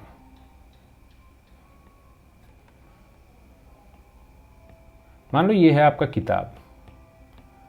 ठीक। इस किताब में आपके कुछ चैप्टर्स होते हैं। ठीक। आपके कुछ चैप्टर्स होते हैं ऐसे, और वो चैप्टर किसी एक टॉपिक से होते हैं, अलग अलग टॉपिक पे डील करते हैं अलग अलग चैप्टर। ये कोई टॉपिक होगा, ये कोई टॉपिक होगा, इस टाइप से। और वो टॉपिक में पेजेज होते हैं कि ये टॉपिक भाई कुछ 8 पेज का है, ये टॉपिक कुछ 10 पेज का है, इस टाइप से आपका रहता है। राइट। इंडेक्स भी आप देखोगे तो इसी टाइप से रहता है, बुक का कोई भी इंडेक्स। तो कॉन्स्टिट्यूशन में आप समझो कि जो ये चैप्टर्स है ना, जहाँ पे अलग अलग टॉपिक, अलग चैप्टर में अलग टॉपिक आप डील कर रहे हो, तो कॉन्स्टिट्यूशन में चैप्टर्स को ही हम पार्ट्स बोलते हैं, जहाँ पे हम अलग अलग टॉपिक्स को डील करते हैं। ठीक। इस तरीके से एक पार्ट किसी एक टॉपिक पे डील करेगा। और जैसे यहाँ पे हमने देखा कि टॉपिक के अंदर पेजेज होते हैं, उसी तरीके से यहाँ पे टॉपिक के अंदर आर्टिकल्स होंगे। जो उस टॉपिक से रिलेटेड जितने भी आर्टिकल्स होंगे वो उस टॉपिक में आएंगे। जैसे कि अगर हम पार्ट्स की बात करें, जो हमारा चैप्टर है, तो कॉन्स्टिट्यूशन में हम उसको क्या बोलते हैं? पार्ट। तो पार्ट 1 किससे रिलेटेड है? Union and it's territory. Union and it's territory की मतलब भारत का टेरिटरी क्या है, ये सब चीज़ें उसमें हम लोग डील करते हैं। इसमें आर्टिकल्स आपके आते हैं 1 to 4। पार्ट 2 किससे रिलेटेड है? सिटीजनशिप से रिलेटेड है, नागरिकता से रिलेटेड है। तो ये अलग अलग टॉपिक है, आप देख रहे हो, ये यूनियन एंड इट्स टेरिटरी है, ये सिटीजनशिप है। तो अलग अलग पार्ट्स में अलग अलग टॉपिक को हम डील करते हैं। इसका आर्टिकल 5 to 11 है। फिर पार्ट 3 है आपका fundamental rights. Fundamental rights article 12 to 36 है। पार्ट 4 आपका है डीपीएसपी। पार्ट 4A आपका फंडामेंटल ड्यूटी है। ऐसे ही चलते जाता है। तो उसी को हमने बोला कि हमारे संविधान में अभी 25 पार्ट हैं, मतलब 25 टॉपिक्स हैं, और उन 25 पार्ट्स में ये 448 आर्टिकल्स फिट हैं। किसी पार्ट में 10 आर्टिकल होगा, किसी पार्ट में 8 होगा, इस तरीके से चीज़ें हैं। और शेड्यूल्स क्या होता है? जैसे मान लो कि कोई माइनर डिटेल्स अगर हैं, कुछ डिटेल्स डालनी है, डिटेलिंग करनी है, तो आर्टिकल में उतना भारी भरकम चीज़ें आप नहीं डालोगे। उसके लिए हम शेड्यूल्स का यूज़ करते हैं। जैसे आर्टिकल 1 बोलता है कि India shall be a union of states, और ये सब। तो कौन से स्टेट्स? तो वो आपको ना शेड्यूल 1 में मिल जाएगा। ठीक है, कि शेड्यूल 1 में आपको कौन कौन से स्टेट्स हैं, क्या उनका नाम है, क्या चीज़ें, वो शेड्यूल 1 में। अब हमारा कॉन्स्टिट्यूशन में आर्टिकल 80 में बोलता है कि काउंसिल ऑफ स्टेट्स, मतलब राज्यसभा की बात होगी। आर्टिकल 80 में हमारा कॉन्स्टिट्यूशन बोलता है कि एक काउंसिल ऑफ स्टेट्स होगी, और उस काउंसिल ऑफ स्टेट्स में मतलब राज्यसभा में अलग अलग स्टेट्स के रिप्रेजेंटेशन होंगे। तो किस स्टेट के कितना रिप्रेजेंटेशन है, अब ये उस आर्टिकल में नहीं मेंशन है, तो शेड्यूल में मेंशन करेंगे। और वो शेड्यूल में मेंशन है, कौन सा शेड्यूल है वो? शेड्यूल 4 है वो है शेड्यूल 4, जहाँ पे मेंशन है कि हाँ इस स्टेट का इतना राज्यसभा में सीट होगा, उस स्टेट का उतना राज्यसभा में सीट होगा। तो ये चीज़ें शेड्यूल 4 में मेंशनड है। लैंग्वेज की बात है तो शेड्यूल 8 में पूरा लैंग्वेज दिया हुआ है, ऑफिशियल लैंग्वेजेस। तो थोड़ा सा शेड्यूल को हम लोग रटने की कोशिश कर लेते हैं, क्योंकि देखो यार प्रीलिम्स पॉइंट ऑफ व्यू से भी इंपॉर्टेंट है और बड़ा आसान है रटना, क्योंकि उसका बहुत ही तगड़ा निमोनिक है, उसी से हम लोग रटेंगे। तो शेड्यूल्स हमारे 12 हैं आज के डेट में, तो हम यहाँ पे लिख देते हैं 4, 5, 6, 7, 8, 9, 10, 11, 12। और इसका जो निमोनिक है ना रटने का, वो है टीयर्स। आप लोग शायद सुने भी होंगे इसको, टीयर्स ऑफ ओल्ड पीएम। ठीक, टी से क्या हो जाएगा, टेरिटरी, मतलब कि इंडिया का कौन सा टेरिटरी है, स्टेट्स, यूनियन टेरिटरी, सब आपको शेड्यूल 1 में मिल जाएगा कि हाँ बिहार है, यूपी है, ये सब चीज़ें वहाँ पे। ई से इमोल्यूमेंट, इमोल्यूमेंट मतलब पैसा वैसा से रिलेटेड चीज़ें। तो इमोल्यूमेंट्स किस किस पोस्ट का कितना होगा वो शेड्यूल 2 में आपको मेंशन्ड है। ए से है अफर्मेशन, मतलब इसका पूरा है ओथ्स एंड अफर्मेशन, कि क्या क्या कस्में वादे करेंगे अलग अलग पोस्ट, प्रेसिडेंट, वाइस प्रेसिडेंट, ये सब चीज़ें वो यहाँ पे दिया हुआ है कि ये ओथ लेंगे कि हाँ हम कॉन्स्टिट्यूशन को एकदम अपहोल्ड करेंगे, ये सब चीज़ें जो मतलब लाइक बस नाम के लिए होती है जनरली, तो ये यहाँ पे दिया हुआ है। आर से मतलब राज्यसभा में सीट्स कितनी होगी अलग अलग स्टेट्स और यूनियन टेरिटरीज़ की, ये 4th शेड्यूल है। 3rd शेड्यूल, तो इस तरीके से आपको जो है राज्यसभा में सीट कितनी होगी अलग अलग स्टेट्स और यूनियन टेरिटरीज़ की। आपको पता होना चाहिए कि अभी बस 3 यूनियन टेरिटरीज़ को राज्यसभा में सीट मिली है, वो है दिल्ली, वो है जम्मू एंड कश्मीर और वो है पुडुचेरी, क्योंकि इन्हीं 3 यूनियन टेरिटरीज़ के पास अपनी लेजिस्लेचर है और लेजिस्लेचर ही इलेक्ट करती है, आपको पता है ना, राज्यसभा में लेजिस्लेचर ही इलेक्ट करती है। तो लेजिस्लेचर जिस यूनियन टेरिटरीज का नहीं होगा तो उसका राज्यसभा में भी अपना नहीं होगा कुछ रिप्रेजेंटेशन। तो ये 4था शेड्यूल है आपका राज्यसभा। एस है 5वां शेड्यूल है, एस मतलब शेड्यूल एरियाज से रिलेटेड है। ये आपका है शेड्यूल एरियाज से रिलेटेड, कि जहाँ पे उन एरियाज में जहाँ पे शेड्यूल ट्राइब्स रहते हैं तो उसका कैसा गवर्नेंस होगा, ये सब चीज़ यहाँ पे है। 6th में क्या है, अदर एरियाज। अदर एरियाज मतलब ट्राइबल एरियाज, मतलब 5th शेड्यूल के अलावे जो ट्राइबल एरियाज हैं, तो इसमें 4 स्टेट है, असम, मेघालय, त्रिपुरा एंड मिजोरम। लिख देता हूँ, असम, मेघालय, त्रिपुरा और मिजोरम। तो ये उन स्टेट्स में जो ट्राइबल एरियाज हैं उनका कैसे गवर्नेंस होगा यहाँ पे लिखा हुआ है। 7th शेड्यूल जो है वो फेडरलिज्म, मतलब वो जो 3 लिस्ट है ना हमारी, यूनियन लिस्ट, स्टेट लिस्ट और कंकरेंट लिस्ट, वो 7th शेड्यूल में मेंशन्ड है। 8th शेड्यूल मतलब ऑफिशियल लैंग्वेज। अब ये निमोनिक के लिए है, उसको शेड्यूल्ड लैंग्वेजेस बोलते हैं, मतलब जो टेक्निकल वर्ड है। तो हमारे देश में अभी 22 शेड्यूल्ड लैंग्वेज है। एल से क्या होगा, एल से होगा लैंड रिफॉर्म्स वाले जो लॉज 9th शेड्यूल में डालते हैं, तो वो हम लोग एल से याद रखेंगे। 10th शेड्यूल क्या है, डी मतलब डिफेक्शन से रिलेटेड, मतलब एंटी डिफेक्शन वाला जो शेड्यूल है वो आपका 10th शेड्यूल है। मतलब वो दल बदलू लोग को हटाने का, डिस्क्वालीफाई करने के लिए 52nd अमेंडमेंट एक्ट से जो हम 10th शेड्यूल लेके आए थे वो डिफेक्शन से रिलेटेड, तो एंटी डिफेक्शन। पी से 11th शेड्यूल, पी मतलब पंचायत्स। पंचायत हमारा किस अमेंडमेंट से आया है, 73rd कॉन्स्टिट्यूशन अमेंडमेंट एक्ट 1992 में, तो वो 11th शेड्यूल में है। 12th शेड्यूल का मतलब है म्युनिसिपैलिटीज़, म्युनिसिपैलिटीज़, तो ये हमारा 74th कॉन्स्टिट्यूशन अमेंडमेंट एक्ट 1992 से आया है। तो इस तरीके से 12 शेड्यूल में अलग अलग चीज़ों के बारे में डिटेलिंग दी हुई है। जैसे आपको बता दूं कि 11th शेड्यूल में जो पंचायत है ना, उसमें 29 सब्जेक्ट्स हैं, कि मतलब पंचायत को इन 29 सब्जेक्ट्स पे हम एम्पावर कर सकते हैं कि वो लॉ या रूल बना सके।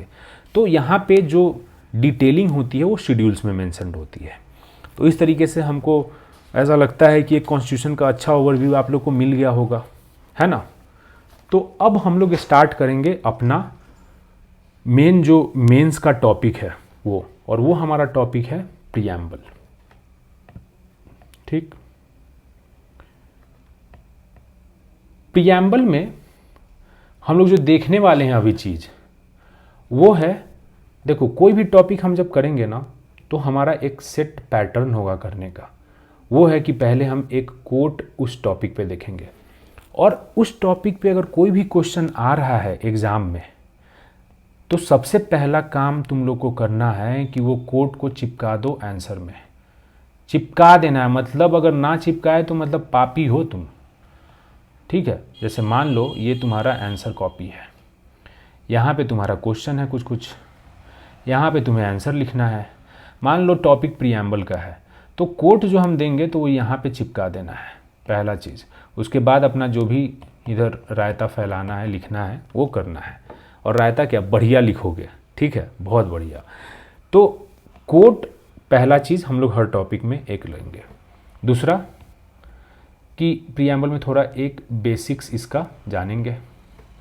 उसके बाद में तीसरा है कि कीवर्ड्स, प्रियम्बल के जो कीवर्ड्स हैं वो हम लोग जानेंगे। इसलिए जानेंगे क्योंकि अगर देखो ये है तुम्हारा प्रीवियस ईयर क्वेश्चन, ठीक, देखो इसमें अगर तुम देखोगे तो ये क्या है, प्रियम्बल से 3 क्वेश्चन जो रिसेंट ईयर्स में आए हैं वो ये हैं कि भाई the Indian constitution postulates its in preamble that India shall be a socialist secular democratic republic, ये हमारे प्रियम्बल में है।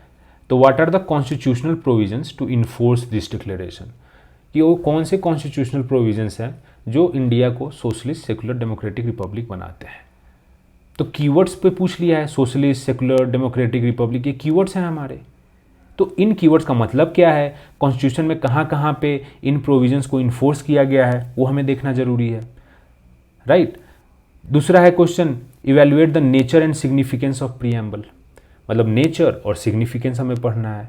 फिर उसके बाद में तीसरा क्वेश्चन क्या है, relevance and significance, similar question है, जो प्रियम्बल का है उसका रेलेवेंस और सिग्निफिकेंस क्या है। तो इससे हमें पता चलता है कि किन टॉपिक्स पे हमें फोकस करना है। तो कीवर्ड्स हमें, क्योंकि देखो पीवाईक्यूज हमेशा हमारा गाइड रहने वाला है। और पीवाईक्यू गाइड क्यों रहेगा, क्योंकि देखो पीवाईक्यू से हमें पता चलता है कि हमें किसी भी टॉपिक के किस एस्पेक्ट्स को कवर करना है।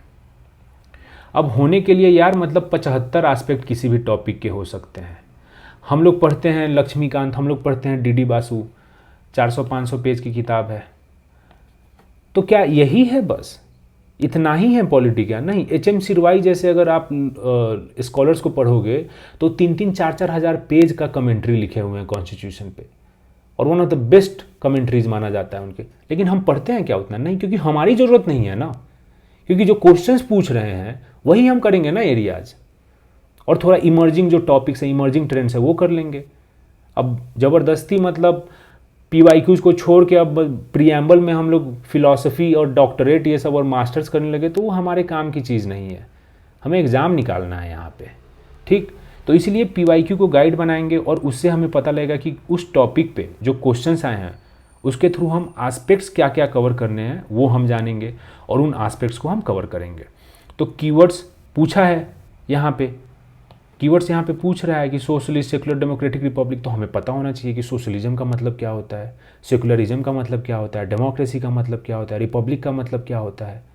उसके अलावे में भी जो प्रियम्बल में कीवर्ड्स हैं उसको समझेंगे और उसको देखेंगे कि कहाँ कहाँ पे कॉन्स्टिट्यूशन में उसको इन्फोर्स किया गया है। दूसरा क्वेश्चन है नेचर सिग्निफिकेंस, तीसरा रेलेवेंस एंड सिग्निफिकेंस। तो कीवर्ड से हमें ये, कीवर्ड से ये वाला हमारा क्वेश्चन हो जाएगा, राइट, कि इस टाइप के और कभी क्वेश्चन आए तो हम कर देंगे। उसके बाद में ये पूछ रहा है नेचर्स एंड सिग्निफिकेंस, तो हम लोग भी यहाँ पे करेंगे कि नेचर क्या है प्रियम्बल का, और लास्ट में रहेगा सिग्निफिकेंस या रेलेवेंस। यार ये दोनों सेम वर्ड है, ये जो है ना यहाँ पे जो दिया हुआ है ये कि सिग्निफिकेंस क्या है और रेलेवेंस क्या है, ये सिमिलर ही है, ठीक है। तो सिग्निफिकेंस या रेलेवेंस हम इसको करेंगे। तो इस तरीके से हम प्रियम्बल को आज कवर करने वाले हैं। तो स्टार्ट करते हैं पहले एक कोट से, है ना। तो कोट जो आपको इसमें रटना है वो सुप्रीम कोर्ट ने बोली है। सुप्रीम कोर्ट ने क्या बोला कि preamble is the key to unravel the mind of constitution makers.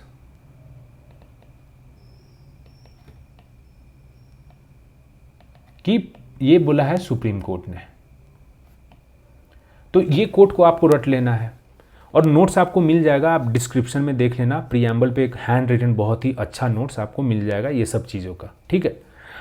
तो सुप्रीम कोर्ट ने क्या बोला कि प्रीएम्बल इज द की। अगर हम की कुछ बनाएं ऐसे, ड्राइंग पे मत जाओ, अगर ये मान लो की है तो preamble is the key to unravel the mind of constitution maker. Preamble वो ऐसी चाबी है जिससे जो हमारे कॉन्स्टिट्यूशन मेकर्स हैं उनके माइंड का पता चलता है कि उनके माइंड में क्या चल रहा था, कि वो क्या सोचते थे, उनका विजन क्या था इंडिया के लिए, वो हमारे प्रीएम्बल से पता चलता है।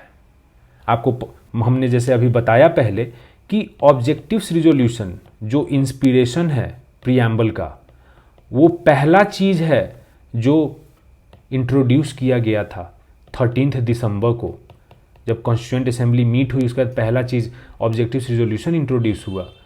वो इंट्रोड्यूस करने वाले थे पंडित नेहरू, और ये अप्रूव हुआ है सबसे लास्ट में।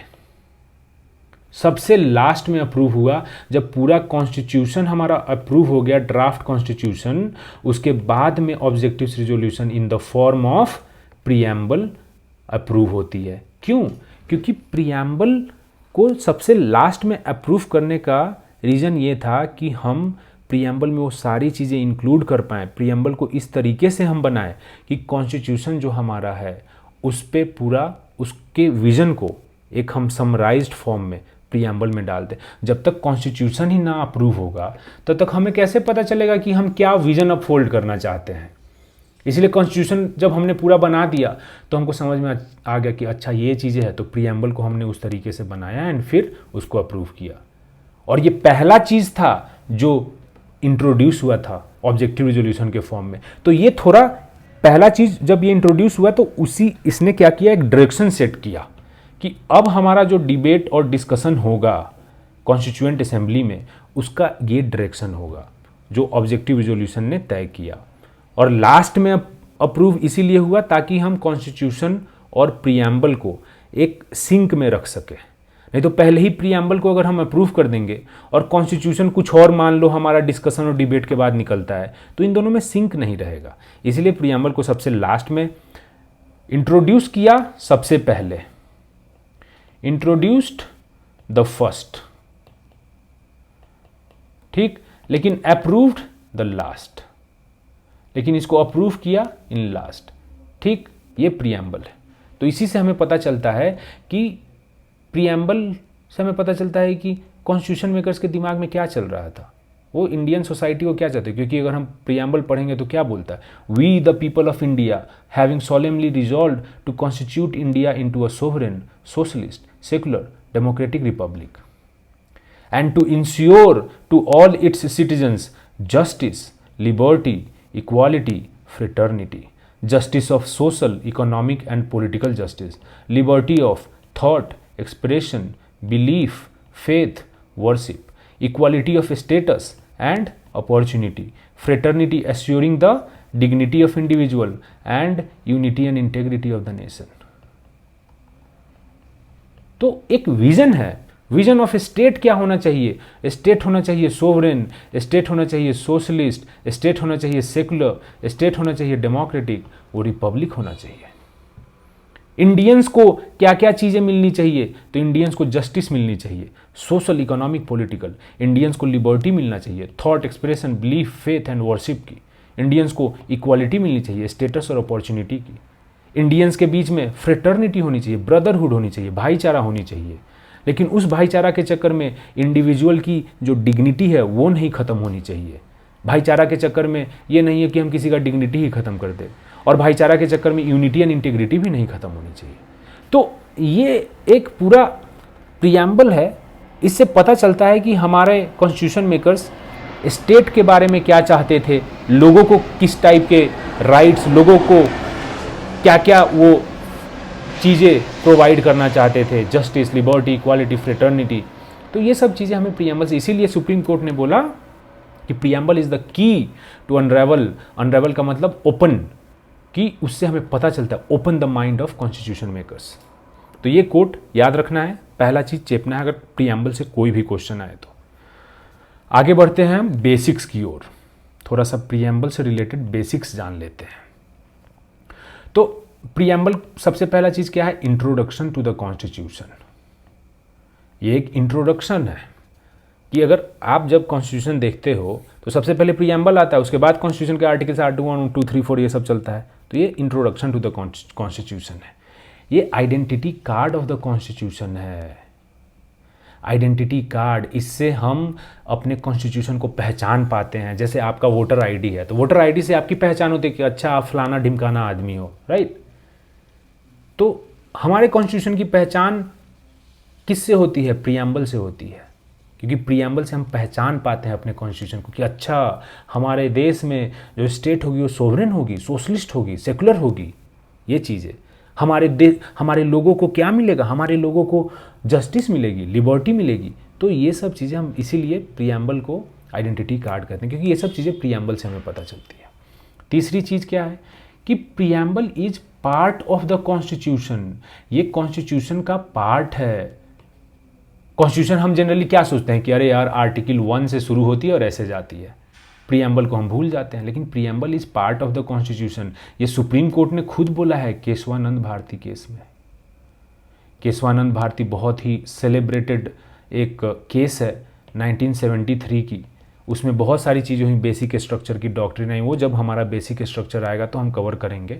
लेकिन केशवानंद भारती में जो एक बहुत इंपॉर्टेंट बात बोली सुप्रीम कोर्ट ने, वो ये बोली कि प्रीएम्बल कॉन्स्टिट्यूशन का पार्ट है, क्योंकि उसके पहले एक बेरूबारी यूनियन की केस थी, बेरूबारी यूनियन, उसमें सुप्रीम कोर्ट ने बोला कि preamble is not a part of the constitution. लेकिन इसके जजमेंट को ओवरटर्न करते हुए केशवानंद भारती में सुप्रीम कोर्ट ने बोला कि preamble is the part of constitution. अभी हमने नेक्स्ट अगर हम बात करें तो अभी हमने देखा कि कैसे प्रीएम्बल कहाँ से इंस्पायर्ड है। अभी हमने आपको बताया कि ऑब्जेक्टिव्स रिजोल्यूशन नेहरू की जो थी उसने इंस्पायर किया, वही इंस्पिरेशन है प्रीएम्बल का, राइट। क्योंकि जो ऑब्जेक्टिव्स रिजोल्यूशन में चीज़ें थी, मोटा मोटी चीज़ें वही हम प्रीएम्बल में लेके आए कि India is an independent sovereign Republic और वो सब चीज़ें, जस्टिस वस्टिस वाली बात है। नेक्स्ट चीज़ क्या है कि preamble is not justiciable. Not justiciable का मतलब ये है कि आप कोर्ट में जाके ये नहीं बोल सकते हो कि जज साहब प्रीएम्बल में तो लिखा हुआ है कि हमें economic justice, social economic and political, तो हमें इकोनॉमिक जस्टिस मिलेगी, लेकिन हम तो बहुत गरीब हैं, हमें तो भूख भी हम नहीं मिटा पा रहे हैं, तो आप प्लीज़ स्टेट को बोलिए कि हमारी इकोनॉमिक जो जस्टिस है उसको पूरा करे। सुप्रीम कोर्ट बोलेगा कि हम चाहते तो हैं, लेकिन प्रीएम्बल को हम इन्फोर्स नहीं कर सकते हैं अपना ऑर्डर देके। हम स्टेट को ये नहीं बोल सकते हैं, कोर्ट इसमें नॉन जस्टिसेबल का मतलब ये होता है कि कोर्ट ये ऑर्डर नहीं दे सकता है टू स्टेट कि आप ये सारी चीज़ें इन्फोर्स करो। कोर्ट ऑर्डर नहीं दे सकता है, नॉन जस्टिसेबल का मतलब यही होता है। अगर आप थोड़ा सा आगे तो मतलब फंडामेंटल राइट्स हमारा क्या है, जस्टिसिएबल है, क्योंकि फंडामेंटल राइट्स में ही आर्टिकल 32 है। आर्टिकल 32 क्या बोलता है, कॉन्स्टिट्यूशनल रेमेडीज़ की बात करता है कि अगर आपका फंडामेंटल राइट वायलेट हो रहा है तो आप सुप्रीम कोर्ट के पास डायरेक्टली जा सकते हो, आपको हाई कोर्ट में भी जाने की ज़रूरत नहीं है। सुप्रीम कोर्ट के पास आप डायरेक्टली जा सकते हो अपने रेमेडीज़ के लिए, अपने रेमेडीज़ के लिए कि आपका अगर कोई फंडामेंटल राइट वायलेट हो रहा है तो आप सुप्रीम कोर्ट में सीधे जाओ कि जज साहब ये हमारा फ्रीडम ऑफ स्पीच पे इसने हमला बोल दिया, या फिर हमारा फ्रीडम ऑफ रिलीजन पे इसने हमला बोल दिया, तो सुप्रीम कोर्ट उस केस को इंटरटेन करेगा और आपका जो भी बंदा या स्टेट अगर आपके फंडामेंटल राइट को वायलेट किया है तो सुप्रीम कोर्ट उसको बोले चलो फटाफट इसके फंडामेंटल राइट को रिकवर करते हैं। लेकिन प्रीएम्बल के केस में ये नहीं कर सकते क्योंकि प्रीएम्बल जस्टिसिएबल नहीं है, ये चीज़ आप रखोगे। एक और इम्पॉर्टेंट जो टिडबिट्स है वो ये है कि 42nd अमेंडमेंट से इंदिरा गांधी की सरकार लेके आई थी 1976 में, उससे 3 चीज़ें प्रीएम्बल में हमने ऐड किया। पहला ऐड किया सोशलिस्ट, दूसरा ऐड किया सेकुलर और तीसरा ऐड किया इंटेग्रिटी। ये प्रीएम्बल में हमने ऐड किया। तो ये कुछ बेसिक्स हैं, ये चीज़ें हमें पता रहनी चाहिए, ठीक, तो हमने कोट एंड बेसिक्स देख लिया। एक कोट भी हमने देखा कि preamble is the key to unravel the minds of constitution makers. दूसरा हमने बेसिक्स कुछ अभी यहाँ देखा। अब हम कीवर्ड्स पे आते हैं कि जो कीवर्ड्स हैं प्रीएम्बल के, तो उसका मतलब क्या है और कॉन्स्टिट्यूशन में अलग अलग जगह कहाँ पे है। तो पहला कीवर्ड क्या है हमारा, हमने क्या बोला कि we the people of India. आप याद करो प्रीएम्बल क्या था, we the people of India having solemnly resolved to constitute India into a sovereign, socialist, secular, democratic republic। तो पहला कीवर्ड क्या है, सोवरेन। ठीक, तो सोवरेन का मतलब क्या होता है, अगर कोई देश सोवरेन है तो उसका मतलब क्या होता है, उसका मतलब ये होता है कि वो देश इंडिपेंडेंट है, वो देश आज़ाद है। एक गुलाम देश कभी भी सोवरेन नहीं हो सकता है। जब 1947 के पहले इंडिया वाज नॉट सोवरेन, हम लोग सोवरेन नहीं थे, हमारा देश सोवरेन नहीं था क्योंकि हम लोग इंडिपेंडेंट नहीं थे। लेकिन अब हम सोवरेन हैं क्योंकि हम इंडिपेंडेंट हैं। सोवरेन का मतलब ये होता है कि कोई और हायर अथॉरिटी नहीं होनी चाहिए, नो हायर अथॉरिटी। अगर देश हमारा है तो इस देश के ऊपर और कोई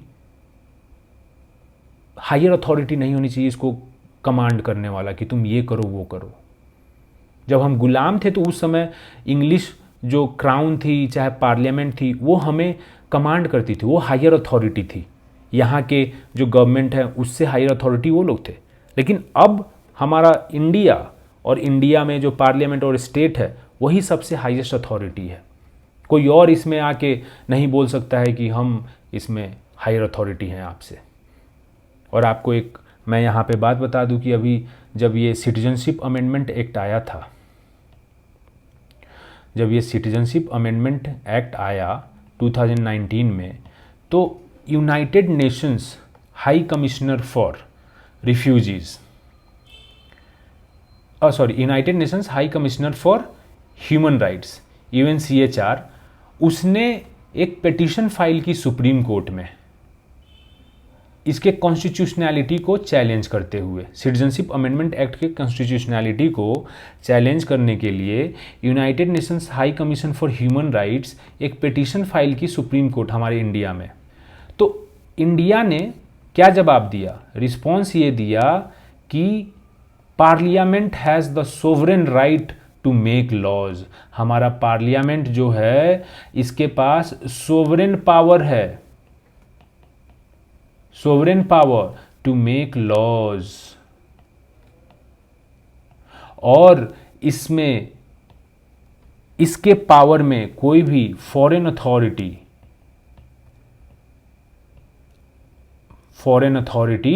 का लोकस स्टैंडाई नहीं बनता है।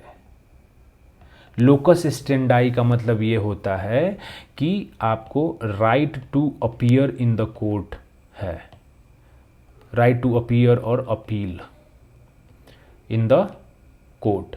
इसका मतलब ये हुआ कि लोकस स्टैंडी का मतलब ये हुआ कि आपके अगर मान लो हम लोग के पास लोकस स्टैंडी है क्योंकि हम लोग इंडियन सिटीजन्स हैं, हम लोग जा सकते हैं कोर्ट में, हम लोग बोल सकते हैं पार्लियामेंट के अगेंस्ट और ये सब के हम लोग किसी भी लॉ को चैलेंज कर सकते हैं, राइट। लेकिन बाहर का कोई अथॉरिटी का लोकस स्टैंडाई नहीं है, उसको ये राइट नहीं है कि पार्लियामेंट के सोवरेन पावर को चैलेंज कर पाए, क्योंकि हमारा जो सोवरेनिटी का मतलब है उसका मतलब है कि कोई हायर अथॉरिटी नहीं है, राइट। इसका मतलब सोवरेन का मतलब ये भी होता है कि free to manage its own affairs, कि इंडिया जो है वो फ्री है अपना अफेयर्स को मैनेज करने के लिए, किसी का तू तड़ाक नहीं सुनेगा, ठीक। कोई भी आके इधर पिंच नहीं कर सकता, इंटरफेयर नहीं कर सकता है हमारे सोवरेनिटी में। इसीलिए टेरिटोरियल इंटरफेरेंस आप देखोगे कि नहीं करता है। सोवरेनिटी का मतलब यही है कि कोई भी किसी और के टेरिटरी में जाके इंटरफेयर ना करे। और लास्ट का सोवरेन कौन है इंडिया में, सोवरेन कौन है, we the people, we the people are the sovereign. क्योंकि अगर आप देखोगे प्रीएम्बल कैसे स्टार्ट होती है, we the people of India having solemnly resolve to constitute India, क्योंकि भारत इज अ डेमोक्रेसी, यहाँ पे पॉपुलर सोवरेनिटी है। इसी को हम लोग बोलते हैं कि हमारे यहाँ पॉपुलर सोवरेनिटी है, क्योंकि यहाँ पे पीपल आर द सोवरेन। ठीक, अब जैसे देखो ये free to manage its own affairs, इसमें अगर हम एक एग्जांपल दें तो हमारा 100th कॉन्स्टिट्यूशन अमेंडमेंट एक्ट जो आया था उसमें क्या किए थे हम लोगों ने कुछ टेरिटरीज़ इंडिया की बांग्लादेश को दिया था ताकि हमारा बॉर्डर डिस्प्यूट जो है उसको हम रिजॉल्व कर पाए। तो हमने कुछ इनक्लेव्स इंडिया और बांग्लादेश के बॉर्डर पे कुछ इनक्लेव्स थे, उसको हमने ट्रांसफ़र किया था ताकि हमारा बाउंड्री अच्छे से बन सके। अब जैसे मान लो ये बाउंड्री है तो यहाँ पे कुछ इंडिया का इनक्लेव और ये बांग्लादेश है, तो इस चीज़ को गवर्न करना मुश्किल है। कुछ बांग्लादेश का इनक्लेव यहाँ पे है जो इंडिया के अंदर है और ये है बाउंड्री। तो इंडिया ने क्या किया कि अपने ये वाले इनक्लेव बांग्लादेश को दे दिए और बांग्लादेश का ये वाला इनक्लेव खुद ले लिया। लेकिन इस टोटल ट्रांसफ़र में हमने थोड़ा ज़्यादा टेरिटरी बांग्लादेश को दिया और बांग्लादेश से थोड़ा हमें कम मिला, लेकिन बाउंड्री का डिस्प्यूट रिजॉल्व हो गया। तो इसका मतलब ये हुआ कि इंडिया अपनी किसी फॉरेन टेरिटरी को भी एक्वायर कर सकती है इंडिया, ठीक, और किसी अपनी टेरिटरी को दूसरों को दे भी सकती है, मतलब सीड, SEED सीड भी कर सकती है। ये इंडिया के एक सोवरेनिटी का एस्पेक्ट है कि हम लोग फॉरेन टेरिटरी एक्वायर भी कर सकते हैं और हम लोग अपनी कुछ टेरिटरी दूसरों को दे भी सकते हैं थ्रू कॉन्स्टिट्यूशनल अमेंडमेंट। तो ये सोवरेनिटी का मतलब है, ठीक।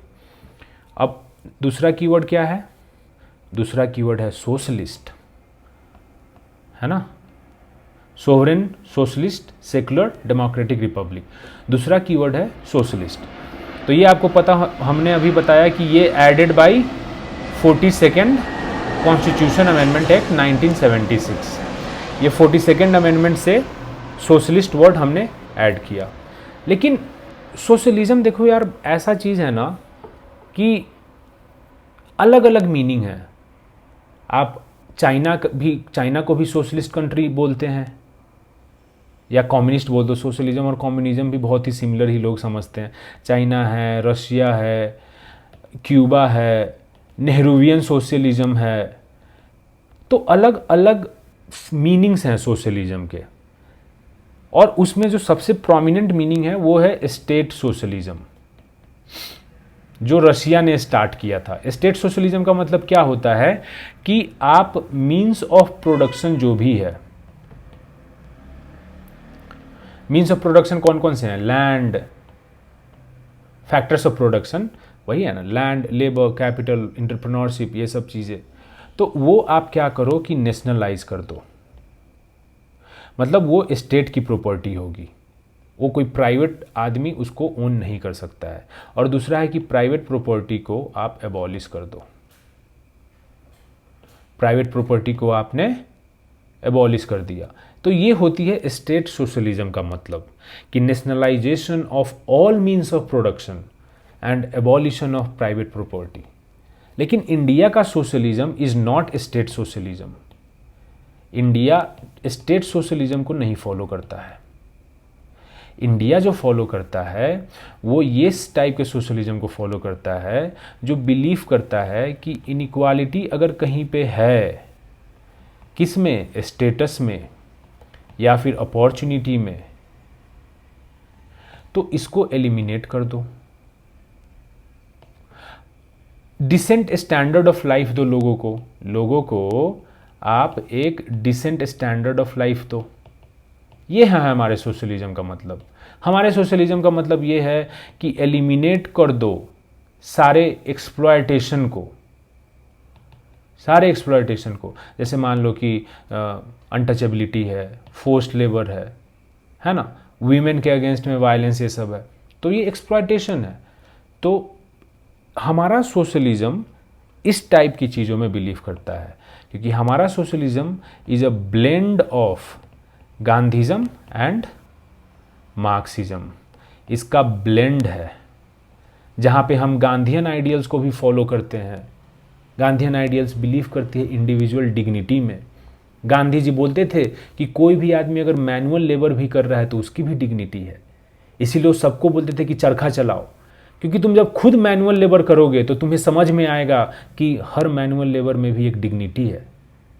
अगर तुम वो चीज़ खुद एक्सपीरियंस नहीं किए हो तो तुम वो कभी डिग्निटी तुम उसको दे ही नहीं पाओगे। हमेशा समझ यार ये तो बहुत ही छोटा नीच आदमी है, नीच काम करता है। तो हमारा सोशलिज्म है Gandhian socialism mixed with Marxian socialism, जहाँ पे मार्क्स बोलते हैं कि वेल्थ कुछ ही लोगों में नहीं रहना चाहिए, कुछ ही लोग उसको ओन ना करें। वेल्थ ऐसा होना चाहिए कि सोसाइटी में सबका उससे भला हो, राइट। कि लेबर के वेलफेयर की बात करते हैं मार्क्स। तो हमारा ब्लेंड है। अब जैसे आपको कुछ एग्जांपल अगर अभी दूं मैं, जो सोशलिज्म का एग्जांपल होगा, तो जैसे मान लो जो सब्सिडीज़ मिलती है, सब्सिडीज़ फूड की मिलती है, आपको पता है राशन जो मिलती है नेशनल फूड सिक्योरिटी एक्ट के थ्रू, फ्यूल की सब्सिडी मिलती है, राइट। फर्टिलाइज़र्स की सब्सिडी मिलती है, फर्टिलाइज़र्स की सब्सिडी मिलती है किसानों को, यूरिया, डीएपी, ये सब में, है ना।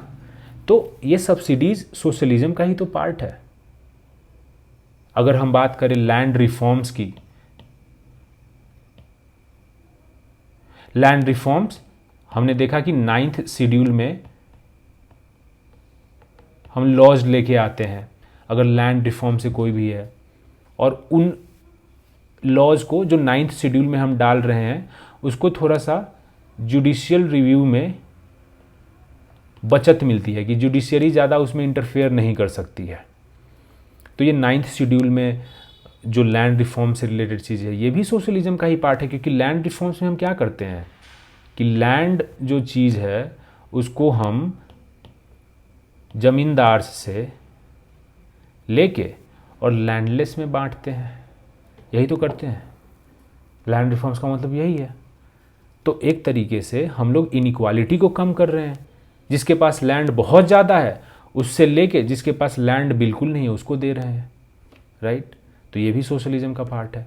अभी आपने रिसेंटली ये देखा होगा कि पीएम किसान,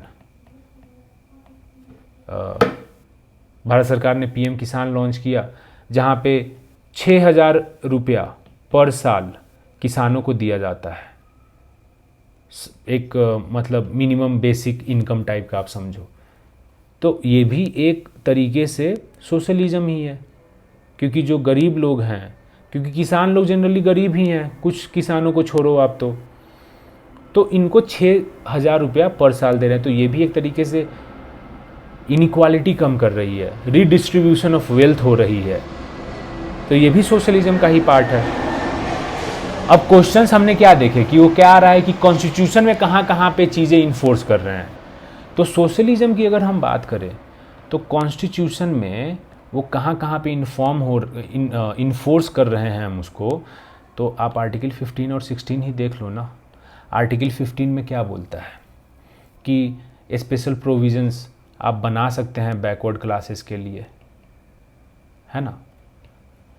बैकवर्ड क्लासेस के लिए स्पेशल प्रोविजंस आप बना सकते हैं एजुकेशन में, मतलब आप रिजर्वेशन दे सकते हैं इनको। तो इससे सब्सटैंटिव इक्वालिटी आती है। फॉर्मल इक्वालिटी का मतलब ये हुआ कि सबको हम इक्वल मान रहे हैं। लेकिन भाई अगर मान लो ये है, ये एक फेंस आपने मान लिया, ठीक, और ये आपका है ग्राउंड, और ये पूरा आपका फेंस है, ठीक। यार हमारा थोड़ा ड्राइंग ठीक है। देखो अब यहाँ पे एक आदमी है खड़ा, एक आदमी ऐसे है बहुत बड़ा, और एक आदमी ऐसा है। तो आप खुद बताओ कि ये आदमी, अगर आप फॉर्मल इक्वालिटी बोलोगे यार सबको तो देखो हमने ग्राउंड दे दिया है, अब जिसकी जितनी औकात, लेकिन क्या ये सच में इक्वालिटी है क्या? इस आदमी और इस आदमी को तो यार इस फेंस के बाहर मान लो इधर मैच चल रहा है तो ये तो देख ही नहीं पाएगा ना। तो ये फॉर्मल इक्वालिटी है। सब्सटैंटिव इक्वालिटी का मतलब ये होगा कि ये जो छोटा आदमी है इसको हम इतना कर दिए, कुछ चढ़ा दिए, प्लेटफॉर्म दे दिए, और ये बड़ा आदमी ऐसे ही है और इसको भी हम कुछ प्लेटफॉर्म दे दिए, सो दैट अब ये फेंस ऐसा है तब भी सब कोई देख पाए उस मैच को। तो ये होती है सब्सटैंटिव इक्वालिटी। Substantive equality. जहाँ पे हम थोड़ा सा इंश्योर कर रहे हैं कि सबको एक इक्वालिटी मिले, सो दैट वो अपने अपॉर्चुनिटीज़ का यूज़ कर पाए, राइट। तो आर्टिकल 15 और 16 में रिजर्वेशन की बात है, 15 में एजुकेशन में रिजर्वेशन और 16 में जॉब्स में।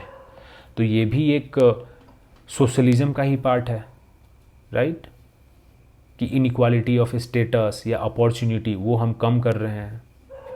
आर्टिकल 38 की अगर आप बात करोगे, जो DPSP directive principles of state policy में आती है, तो उसमें बात हो रही है कि inequality of status, facilities, opportunities, ये सब को हम कम करेंगे, ये आर्टिकल 38 बोलता है। तो ये फिर से सोशलिज्म का ही चीज़ है, राइट। फिर उसके बाद में अगर आप आर्टिकल 39 देखोगे तो वो बोलता है कि कंसंट्रेशन ऑफ वेल्थ को हम प्रिवेंट करेंगे, कि जो धन है वो कुछ लोगों में ही ना रहे, ऐसा ना हो कि वो कुछ ही लोगों में सीमित रह गया है, ऐसा नहीं होना चाहिए। वेल्थ सोसाइटी में सारे सेक्शंस में बटे, सो दैट इंक्लूसिव ग्रोथ हो, राइट, इंक्लूसिव ग्रोथ हो। तो आर्टिकल 39 भी आपको सोशलिज्म की चीज़ें बोलता है। आर्टिकल 41 की अगर आप बात करो तो आर्टिकल 41 बोलता है कि राइट टू वर्क होना चाहिए। और अगर मान लो कि ओल्ड एज, किसी का बुढ़ापा है, कोई बीमार है, अगर सिकनेस है, कोई अगर अनएम्प्लॉयड है, बेरोजगार है, तो इन सब केसेस में पब्लिक असिस्टेंस मिलनी चाहिए, मतलब सरकार कुछ इनको असिस्ट करनी चाहिए इनके अपने लाइफ में, सो दैट इनकी लाइफ थोड़ी बेटर हो।